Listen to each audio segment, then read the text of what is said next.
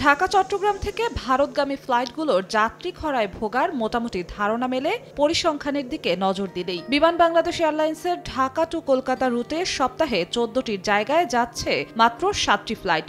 Dhaka two Chennai রুটে সপ্তাহে 4টি কমে যাচ্ছে 3টি। ঢাকা টু দিল্লি রুটে সপ্তাহে 7টির জায়গায় যাচ্ছে 4টি। অন্যদিকে ইউএস বাংলা ঢাকা টু কলকাতা রুটে 14টির জায়গায় চলছে মাত্র 6টি ফ্লাইট।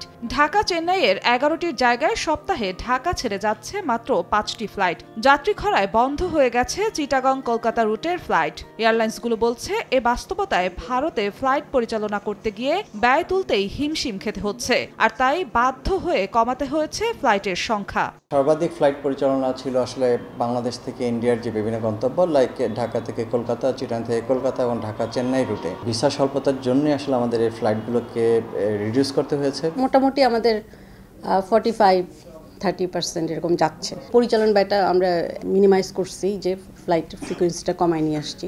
এ অবস্থার জন্য ভিসা দেওয়ার ক্ষেত্রে ভারতের কড়াকড়িকে দায়ী করছে এয়ারলাইন্সগুলো। খোঁজ নিয়ে জানা গেছে 5 আগস্ট ছাত্র জনতার অভ্যুত্থানে হাসিনা সরকারের পতনের পর ঢাকায় কিছুদিন ভিসা কার্যক্রম বন্ধ রাখে ভারতীয় দূতাবাস। পরে সীমিত আকারে চালু করা হলেও বাংলাদেশিদের দেয়া হচ্ছে শুধুমাত্র চিকিৎসা ও জরুরি ভিসা। বিশেষজ্ঞরা বলছেন ভারতীয় ভিসার নীতির এই কড়াকড়িতে ক্ষতি হচ্ছে বাংলাদেশ ভারত দুই দেশেরই। নেতিবাচক প্রভাব দীর্ঘস্থায়ী হওয়ার আগেই কূটনৈতিকভাবে সমাধানের পরামর্শ দিয়েছেন তারা। এয়ারলাইনগুলোর উপরে একটা প্রভাব ডেফিনেটলি পড়েছে।